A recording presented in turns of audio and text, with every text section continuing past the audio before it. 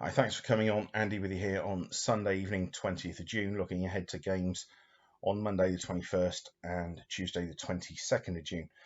Just to say, after this, I'll be back Tuesday night and we'll cover Wednesday's games.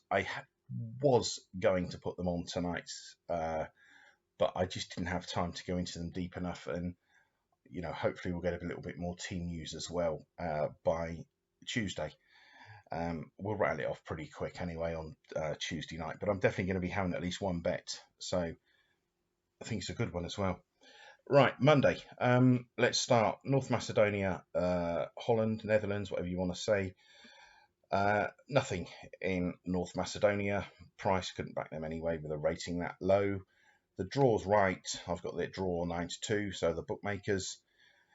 I've got the Holland in at threes on, their fours on. I couldn't. I've been through this whole game. I've looked at everything. Holland to win to nil, Holland half time, full time, just to see if there's an angle uh, in any bit of value. Holland to win by one or more, everything. I've been through every single market that sort of applies to a rating this high, but there is not one bit of value anywhere to be had in this match.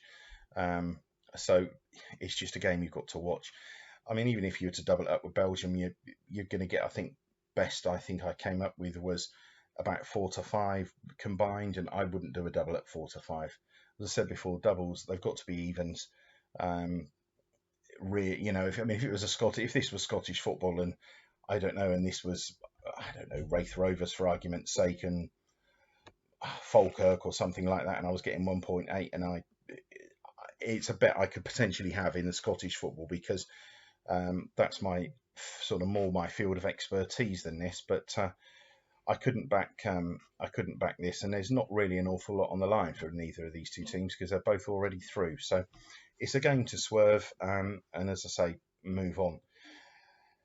This game's fascinating. Ukraine, Austria. This is ridiculous. Okay, this has been priced up as though it's a 50% chance. I have worked on this game today, and that's being generous. That really, really is being generous. This should be in around 36%. Okay, and Ukraine should be in at about 34. And the reason why is purely and simply because a draw suits both teams. But if you put that to one side um, and just price it up based on football inability, opinions, etc., they come out with a 34% chance of winning. But when I come across games like this where a draw suits both teams, I do have to alter the figures, and I've had to give that an extra 3%. But and that's being generous, and even being over generous, I still come out with 8 to 5. This is way, way off, I'm afraid, and I can't really find a bet in the game. But there are two potential bets I was going to have. I'm not going to put these on the account, but bets which I might possibly have myself. I might back the Ukraine to win the game, and I might make a small lay of the draw because I really, I still do. I keep statistics on these games where the draw is favourite, and over the years, the losses are atrocious. If you back the draw, every time the draws is favourite, and in situations like this where both teams need a point to go through, and you back the draw, you would have lost lots and lots of money. It really is a bad bet, and it's one of those bets that the bookmakers, are enticing you to have because the true odds of this is 8 to 5. If you take it evens about an 8 to 5 shot, you just can't. It's an unthinkable thing to do. So I won't even go there. You cannot back this. Okay, I'm not saying it's not going to win because it is the highest rated. So there's every chance it could win on ratings. But in terms of prices, you can't back this. I promise you guys. I probably will tomorrow have a small bet on the Ukraine and a small lay of the draw because I think Ukraine, as I say, that I've got them in 1%. But if you take away that factor, what I said, where I award those points on, a point suits both teams, they would be the highest rated by 4%. So 4%. So above Austria, not the draw, obviously. So Ukraine, probably going to have a small bet on Ukraine and lay the draw. That's enough of that game. Finland, Belgium. I give Finland an 8% chance, 20% chance draw. They're both priced up correctly. There's nothing in those. Belgium I've got in at 71%. Obviously, I expect them to win the game comfortably. And again, I've looked through this game trying to, like I said about the Dutch game, trying to find a bet. Belgium half-time, full-time. Um, Belgium on the handicap, everything. I've gone through literally every winning Belgium market, and every single thing is underpriced. And it's a real tight few days, but we've got some bets anyway. But if you were desperate and you wanted to do this in a double, don't let me put you off. But as I say, it's not value as far as I'm concerned, so I've got no interest. Final game Monday. I'm going to have a bet here. We'll talk about that later on, but Russia 18%. I was quite low rating for Russia. I was really surprised. I went through the game more than once, but low rating for Russia. The draw is roundabout right, and Denmark's roundabout right price. I had Denmark a bit more than 56. I think 56.48 or something. So it was almost a 57. Could have been bordering a 57% chance. So they're around that price on my book. So there's nothing in Denmark, but I've got a bet in the game, and I'll come to that at the end. Let's go on to Tuesday. I've got a bet in this game.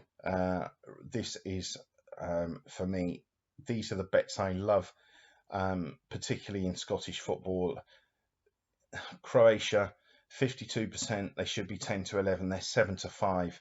You're getting almost half a point of extra on this. These are the bets.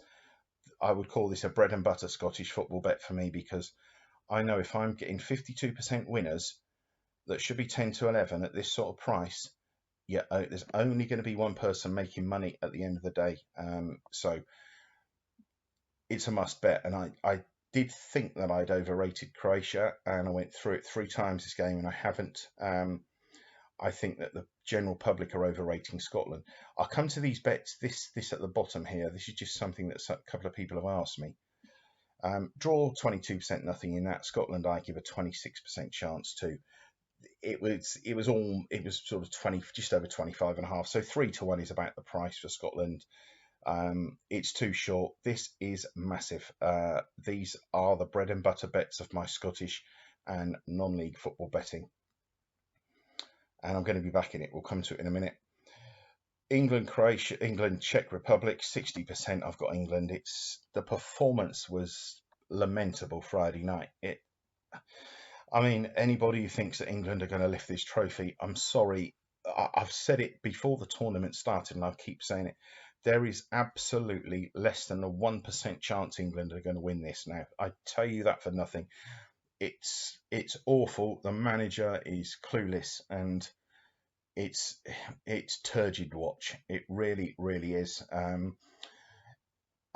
There's a guy, Richard Jollies, wrote a piece. It's a damning indictment, really, on England, on the sporting life, and he looks at the games, I think, pretty similar to me, because he's got only, I think, Finland and Slovakia as the worst attacking team in this tournament, other than England, and that is roughly in line with my thinking.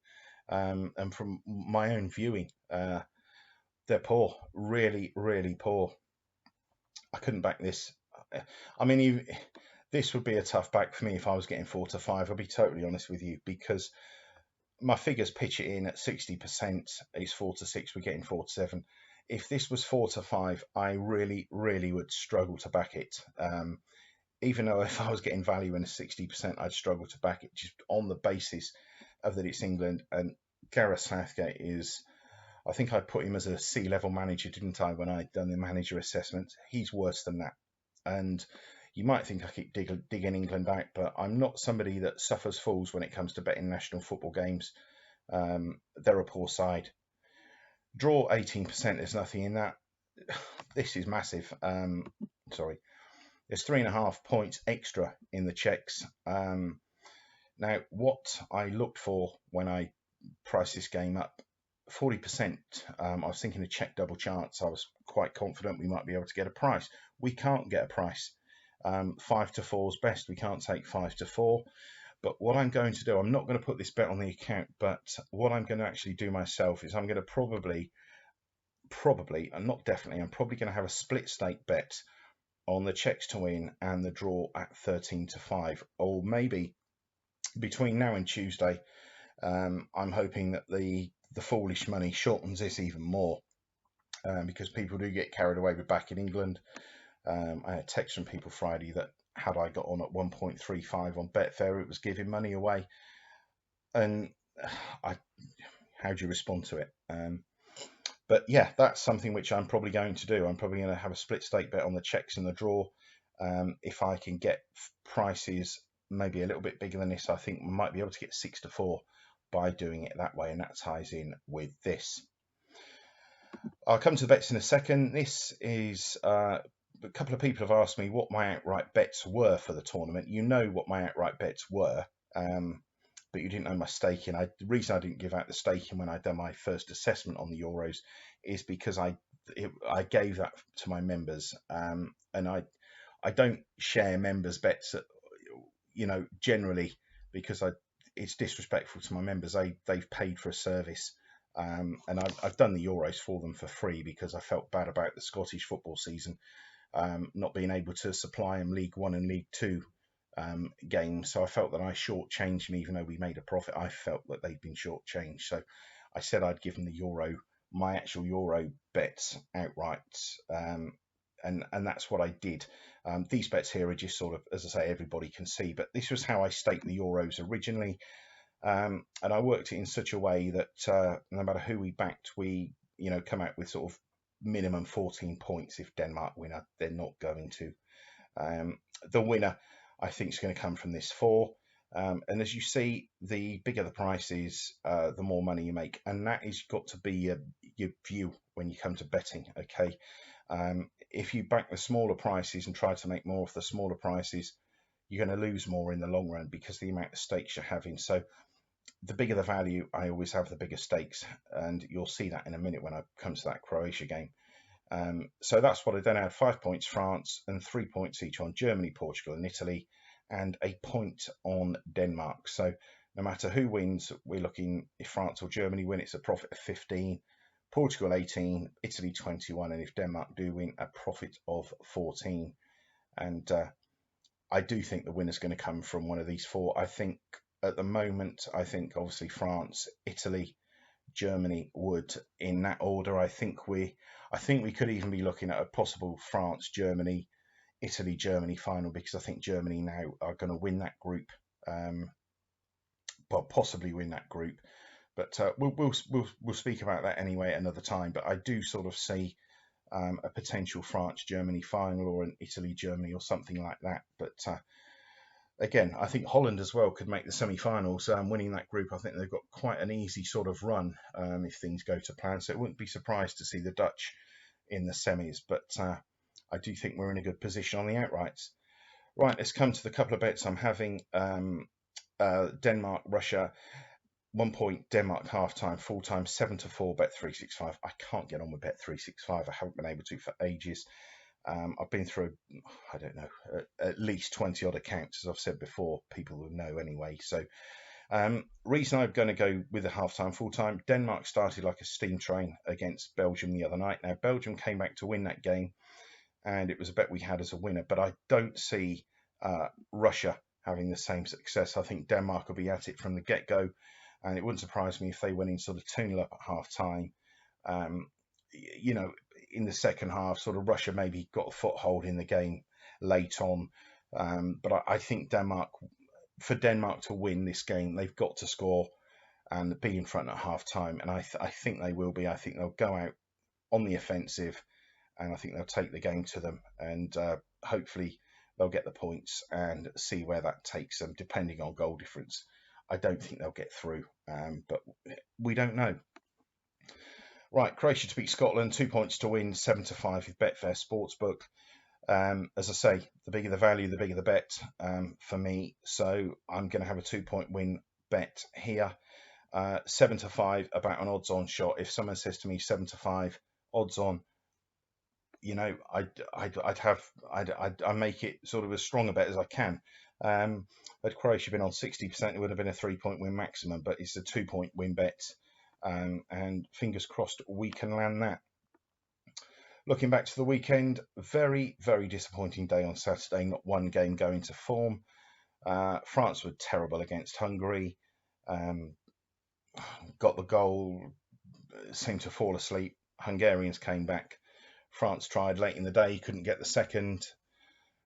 Disappointing performance. Portugal and Germany draw. I was happy to make that bet, and I was happy, obviously, when it was 1-1. Even 2-1 Germany, I felt Portugal could get back, but the Germans really did step it up. And I think that, as I said to you the other day, that performance when France beat Germany, I said it wasn't as bad as what people were making it.